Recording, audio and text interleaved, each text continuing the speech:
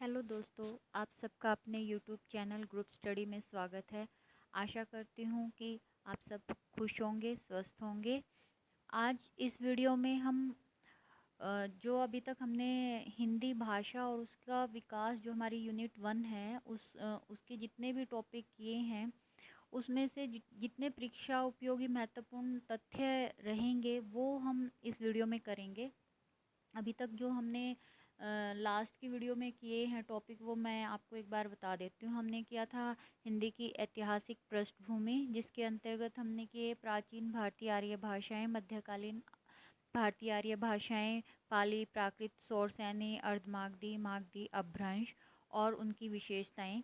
उसके बाद हमने की है अपभ्रंश, अवहट और पुरानी हिंदी का संबंध।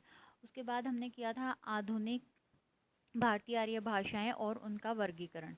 और उसके बाद हम कर चुके हिंदी का भौगोलिक विस्तार, हिंदी की उपभाषाएं, पश्चिमी हिंदी, पूर्वी हिंदी, राजस्थानी, बिहारी तथा पहाड़ी वर्ग और उनकी बोलियां।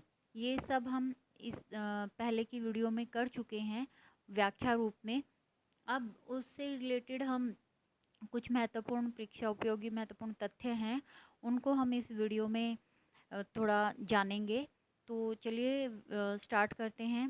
सबसे पहले है खड़ी बोली को स्वीकार किया गया। इसको ठीक कर लेते हैं। ये मेरे हैंड रिटन नोट्स हैं, मैं जैसे भी याद इनको करती हूँ वही आपको दिखा रही हूँ। तो फर्स्ट है अपना, खड़ी बोली को स्वीकार किया गया है। किस रूप में स्वीकार किया गया है? मानक हिंदी में के रूप में। नेक्स्ट है, मानक हिंदी का आधार क्या है? खड़ी बोली।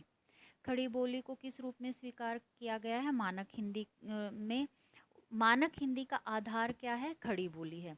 हमने की थी हिंदी की उपभाषाएं। कितनी हैं हिंदी की उपभाषाएं? 5 हैं। कौन कौन सी हैं? पूर्वी हिंदी, बिहारी हिंदी, पश्चिमी हिंदी, राजस्थानी, पहाड़ी, ये सब जो हैं उपभाषाएं हैं। और ये कौन कौन से अपभ्रंश से इनका विकास हुआ है वो भी हम साथ में कर लेते हैं। पूर्वी हिंदी का अर्धमागधी अपभ्रंश से हुआ है, बिहारी का मागधी से हुआ है, पश्चिमी हिंदी सौरसैनी से, राजस्थानी का भी सौरसैनी अपभ्रंश से हुआ है और पहाड़ी का खस अपभ्रंश से। उसको खस सौरसैनी अपभ्रंश भी कहते हैं। आगे देखते हैं उपभाषा।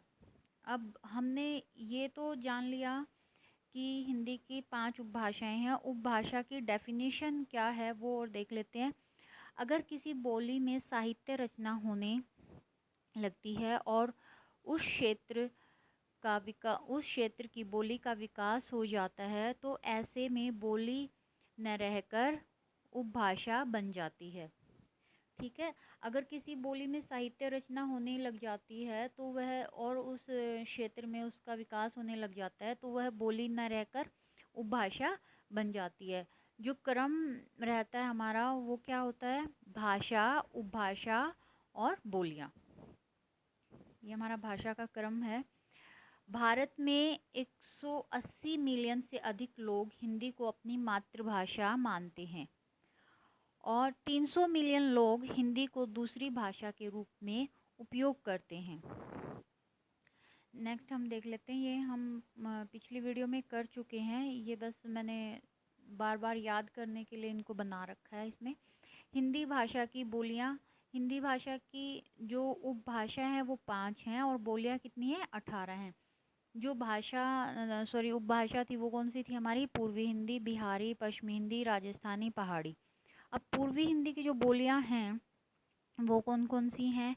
अवधी, बघेली, छत्तीसगढ़ी, बिहारी की भोजपुरी, मगही, मैथिली, पश्चिमी हिंदी की खड़ी बोली जिसको कोरवी भी कहते हैं, ब्रिजभाषा कन्नौजी, बुंदेली, बांगरू जिसको हरियाणवी भी बोलते हैं। फिर है राजस्थानी हिंदी, जयपुरी, मालवी, मारवाड़ी, निमाड़ी, भिली। ये इसमें जो है थोड़ा सा मिस्टेक हो रखा है, मैं उसको ठीक कर देती हूँ, एक सेकंड। नेक्स्ट देखते हैं पहाड़ी। पहाड़ी में हमारी कुल्लुई, गढ़वाली, कुमायूनी, ये हमारी मेन है। अब उसके बाद जो हमारा था, सॉरी एक सेकंड,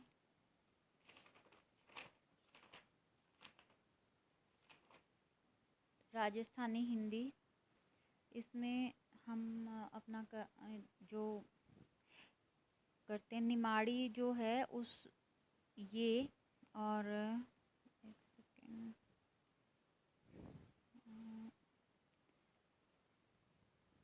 और भीली, इसकी जगह आपकी आ जाएगी मेवाती। ठीक है, मारवाड़ी, मालवी और जयपुरी, ये 4 हमारी राजस्थानी हैं। ठीक है, नेक्स्ट देखते हैं। अब जो हमारा भाषा का क्रम है, जो विकास क्रम है वो कैसे है, वो एक बार हम देख लेते हैं। सबसे पहले आता है वैदिक संस्कृत, संस्कृत, पाली, प्राकृत, अपभ्रंश, हिंदी एवं अन्य आधुनिक भारतीय आर्य भाषाएं। ये क्रम कई बार एग्जाम में पूछा जाता है, तो इसको ध्यान में रखिए कि जो भाषा का विकास क्रम है वो क्या है। हिंदी की उत्पत्ति किससे हुई है? शॉर्ट्स यानी अपभ्रंश से। भाषा की लघुतम सार्थक इकाई क्या है? शब्द। भाषा की पूर्णतम इकाई क्या है? वाक्य। भाषा की सबसे छोटी इकाई क्या है? वर्ण, अक्षर। मौखिक भाषा की आधारभूत या छोटी इकाई क्या है? ध्वनि। लिखित भाषा की आधारभूत या छोटी इकाई क्या है? वर्ण। हिंदी दिवस कब मनाया जाता है? 14 सितंबर को। हिंदी को भारत की राजभाषा बताया है अनुच्छेद 343(1) में। भारत की प्रथम देश भाषा कौन सी है? पाली। इसे सबसे पुरानी प्राकृत भी कहते हैं। राजभाषा आयोग का गठन कब हुआ था? 1955 ईस्वी में। हिंदी की आर्य जननी या आदि जननी कहते हैं संस्कृत को। हिंदी की जननी कहते हैं अपभ्रंश को। हिंदी का भाषा परिवार है भारोपीय। खड़ी बोली हिंदी के प्रथम कवि हैं अमीर खुसरो। संस्कृत भाषा की उत्तराधिकारिणी भाषा है हिंदी। नेक्स्ट देखते हैं। भाषा का क्षेत्रीय रूप बोली कहलाता है। बोली का विकसित रूप उपभाषा कहलाता है, जिसमें साहित्य की रचना होने लगे। वो कौन सा रूप है बोली का? उपभाषा। हिंदी को विकास प्रदान करने वाली भाषा अपभ्रंश है। उत्तर प्रदेश में राजकीय कार्यों में प्रयोग होता है हिंदी भाषा का। हिंदी भाषा तथा अपभ्रंश वियोगात्मक या विश्लिष्ट या श्लिष्ट है। संस्कृत भाषा संयोगात्मक है। इसमें पाली तथा प्राकृत भी संयोगात्मक भाषाएं थी। जैसे अपभ्रंश और हिंदी वियोगात्मक है, वैसे संस्कृत, पाली, प्राकृत ये संयोगात्मक भाषाएं हैं। खड़ी बोली का अन्य नाम कोरवी है। हाड़ौती या ढूंढानी बोली है पूर्वी राजस्थानी, जिसको जयपुरी भी बोलते हैं। किस भाषा का वर्णन 8 अनुसूची में नहीं है? भोजपुरी का। पश्चिमी हिंदी की सर्वाधिक प्रमुख बोली है खड़ी बोली। ब्रज भाषा का सर्वाधिक वर्णन हुआ है साहित्यिक रूप में। अमीर खुसरो ने हिंदी भाषा को हिंदवी कहा है। अमीर खुसरो रचनाएं करते थे खड़ी बोली में। हिंदी शब्द का प्रयोग सर्वप्रथम मिलता है फारसी भाषा की रचनाओं में। भाषा शब्द संस्कृत की भाष धातु से बना है। भाष का अर्थ है बोलना या कहना। देवनागरी लिपि का विकास। अब हमने पहले भाषा का क्रम देखा था, उसके बाद भाषा के विकास का क्रम देखा था। अब हम लिपि के विकास, देवनागरी लिपि के विकास का क्रम देख लेते हैं। सबसे पहले आएगा ब्राह्मी, फिर गुप्त लिपि, सिद्ध मातृका, फिर कुटिल लिपि, फिर नागरी, फिर देवनागरी। इसमें से जब क्वेश्चन आता है, हमें क्रम दिया रहता है हर ऑप्शन में, इसमें से 3 दे देंगे आपको या 4 दे देंगे, इस तरीके से रहेंगे। तो आपको देखना है कि किसके बाद कौन सा है क्रम, सही से याद करके। देवनागरी लिपि का सर्वप्रथम प्रयोग मिलता है जयभट्ट के शिलालेख जो 8वीं शताब्दी के हैं। भारतवर्ष के लिए हिंदी भाषा का नाम सबसे पहले सुझाया था राजा राम मोहन राय ने।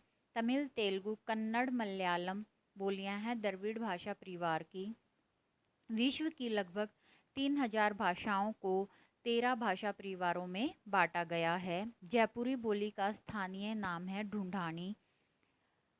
काशिका बोली का विकास स्थल है वाराणसी। क्षेत्रीय बोली काशिका का नाम काशी के नाम पर है। इसमें इम्पोर्टेंट क्या है, भाषाई परिवार के अनुसार काशिका एक भारतीय आर्य भाषा है। अवधी शब्द का अर्थ है अवध की भाषा। भारत की संपर्क भाषा है हिंदी। विश्व की संपर्क भाषा है अंग्रेजी। वर्तमान में भारत में सर्वाधिक बोली जाने वाली भाषाओं का सही क्रम। भारत में सर्वाधिक बोली जाने वाली भाषाओं का सही क्रम क्या है वो देख लेते हैं। सबसे ज़्यादा हिंदी, उसके बाद बंगला, फिर मराठी, फिर तेलुगु और फिर तमिल। भारत में सर्वाधिक बोली जाने वाली भाषा हिंदी है। ब्रजबुली के नाम से जानी जाती है पुरानी बांग्ला। हिंदी भाषा का विकास देख लेते हैं। देवनागरी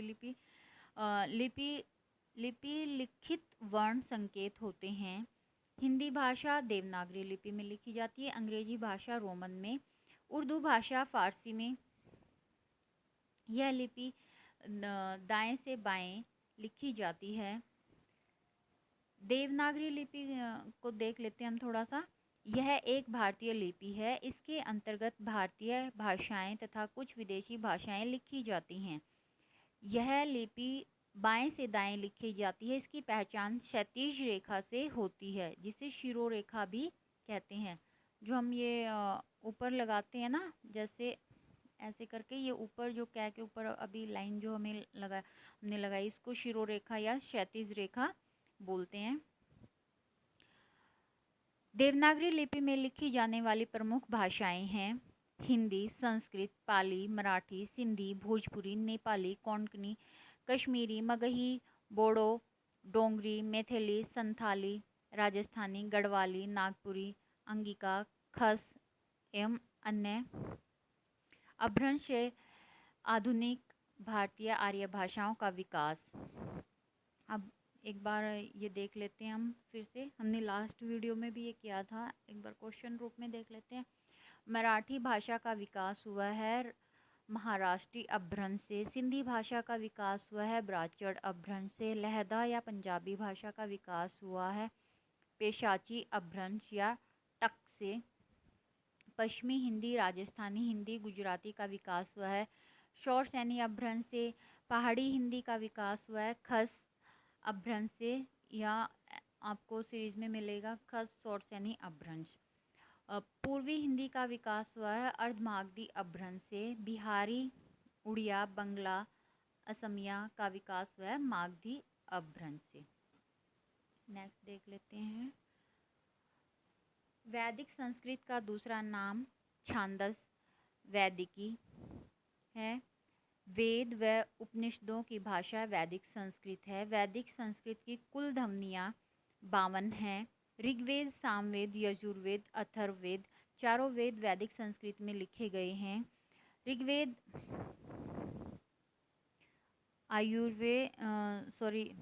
इसमें वैदिक संस्कृत का प्राचीनतम ग्रंथ ऋग्वेद है जिसका समय काल है 1500 ईसा पूर्व से 800 ईसा पूर्व तक। लौकिक संस्कृत में रचित महाकाव्य रामायण, महाभारत हैं। जिस लौकिक संस्कृत का जो काल है वो है 800 ईसा पूर्व से 500 ईसा पूर्व तक। भारत के मुख्य रूप से 2 भाषा परिवार हैं, आर्य भाषा परिवार और द्रविड़ भाषा परिवार। उत्तर भारत की भाषाएं आर्य परिवार की भाषाएं हैं। द्रविड़ परिवार की भाषाएं दक्षिण भारत की भाषाएं द्रविड़ परिवार की भाषाएं हैं। उत्तर भारत की आर्य भाषाओं में सबसे प्राचीन भाषा वैदिक संस्कृत है। वैदिक संस्कृत की उत्तराधिकारिणी हिंदी भाषा है। मानव उत्पत्ति का प्रथम ग्रंथ वैदिक संस्कृत में रचित ऋग्वेद है। हिंदी भाषा के लिए हिंदी शब्द का सर्वप्रथम प्रयोग शरफुद्दीन यजदी ने 1424 ईस्वी में जफरनामा में किया था। खड़ी बोली का जनक अमीर खुसरो है। हिंदी भाषा के लिए इंद्वी शब्द का सर्वप्रथम प्रयोग गारसा दत्तासी ने किया था। लौकिक संस्कृत लोगों द्वारा प्रयोग की जाने वाली भाषा या बोली जाने वाली भाषा है। लौकिक संस्कृत का पाणिनि की अष्टाध्यायी में विवेचन किया गया है। इसकी लौकिक संस्कृत की 48 ध्वनियाँ हैं, 4 ध्वनियों का लोप हो गया है। हिंदी भाषा में 5 उपभाषाएं और 18 बोलियां हैं। कई बोलियां मिलाकर एक उपभाषा बनती है, कई उपभाषाएं मिलाकर एक भाषा बनती है। सर्वप्रथम हिंदी की उपभाषाओं और बोलियों का वर्गीकरण प्रस्तुत किया जॉर्ज अब्राहम गियर्सन ने 1889 ईस्वी में modern vernacular literature of Hindustan में। सन 1926 में हिंदी की उपभाषाओं व बोलियों का वर्गीकरण प्रस्तुत किया सुनीति कुमार चटर्जी ने। रचना का नाम था बांग्ला भाषा का उद्भव और विकास, परंतु सुनीति ने पहाड़ी बोली को इसमें शामिल नहीं किया था। वर्तमान में हिंदी शब्द का प्रयोग निम्नलिखित 3 अर्थों में हो रहा है: संकुचित अर्थ में, भाषा विज्ञान में और विस्तृत अर्थ में। अब संकुचित अर्थ में देख लेते हैं कैसे हो रहा है। इसके अंतर्गत केवल खड़ी बोली है। खड़ी बोली को मानक भाषा का रूप दिया गया है। भाषा विज्ञान में कैसे हो रहा है, इसके अंतर्गत केवल पश्चिमी हिंदी और पूर्वी हिंदी की बोलियों को रखा गया है। इसके अंतर्गत केवल 8 बोलियां आती हैं। विस्तृत अर्थ में हिंदी साहित्य में हिंदी शब्द का प्रयोग इसी अर्थ में होता है। इसके अंतर्गत 5 उपभाषाएं तथा इसको 18 यहाँ पे 18 बोलियां आती हैं।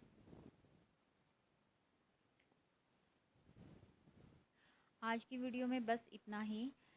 नेक्स्ट वीडियो में मिलेंगे, तब तक के लिए बाय, टेक केयर, फिर मिलेंगे।